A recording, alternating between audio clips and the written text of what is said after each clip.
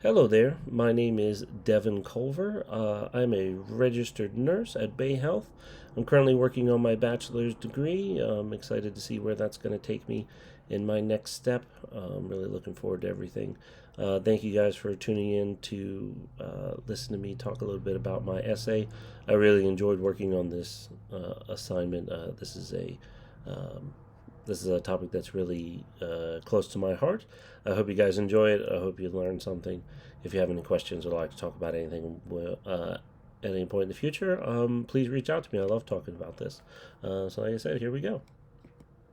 So, as you saw at the beginning there, I did my essay on mental health. Here are a couple quick facts just to give you some sort of idea, um, some starting points. As you can see, nearly 11% of the world population suffers from some type of mental health disorder. Now, mental health is a very broad category, and I did kind of talk about it in a broad category. It is very complicated, though. There are lots of different diagnoses. Probably the most prevalent ones being depression and anxiety.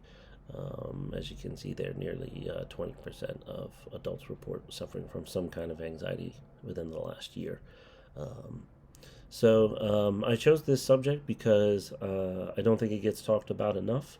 I think there's definitely there's a stigma within society about it. And it's also very important to me because of my own struggles with mental health.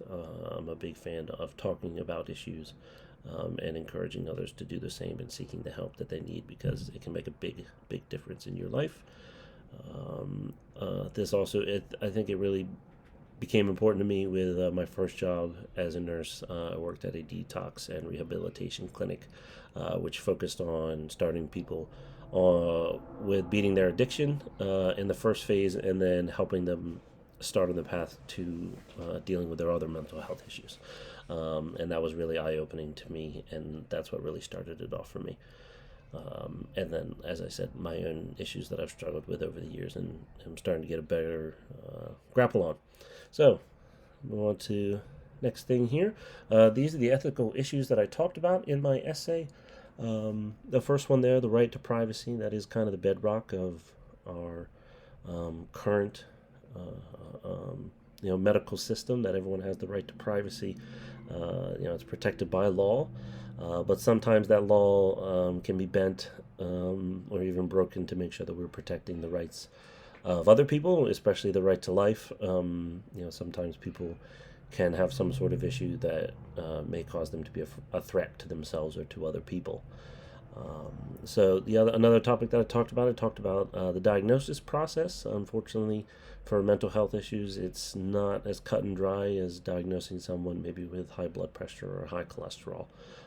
It takes time, it takes money, and the process is a little more about tracking a person's behaviors over time, and that can be very difficult for people to understand, and that can be very hard. So sometimes people can be misdiagnosed, or a diagnosis can go totally missed.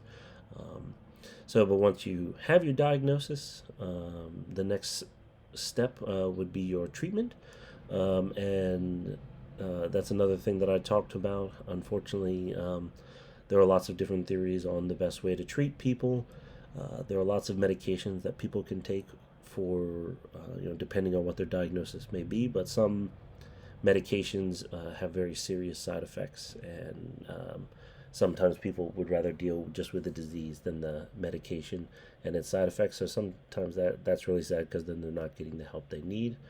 Some people don't believe in taking medications, and some people believe that maybe just counseling is the best way to go, and some people don't believe that counseling helps at all. That just talking to someone about your problems isn't necessarily helpful to anyone.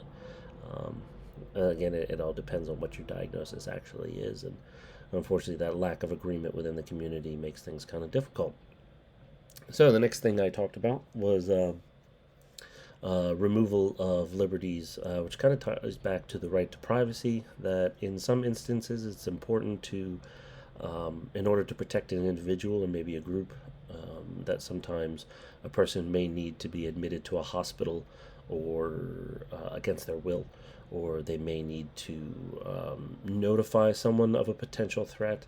Again, that can be a really complicated thing to do because it's hard to tell if somebody really does pose a threat.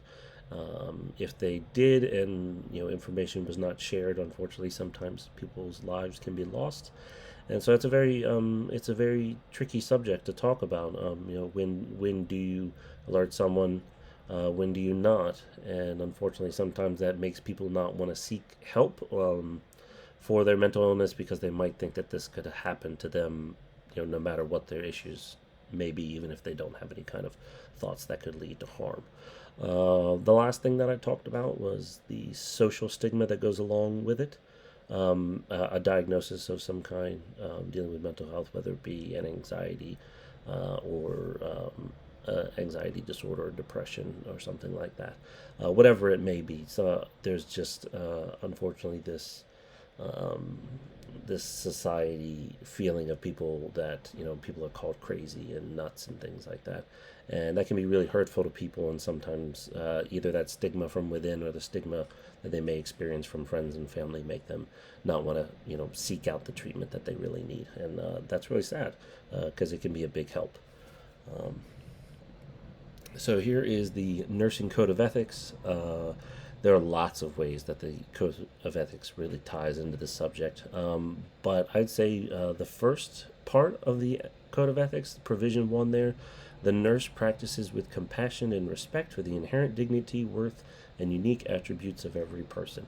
I think that right there is why it's so important to talk about mental health and to find better ways of dealing with mental health issues and helping those people with mental health issues, because oftentimes people feel that there is as I mentioned, the stigma that goes along with it.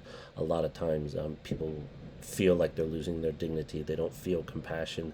They feel as if they are nuts, as a lot of times people are called, and that can make it really hard to treat people and can make it really hard to convince people to seek treatment. So as a nurse, that's really important for me to remember for everyone, whether they have some sort of issue or not. Everybody has bad days, and so remembering to treat everyone with compassion and dignity is really important. Remember that they're an individual; they're not just whatever their reason for visiting to the hospital is.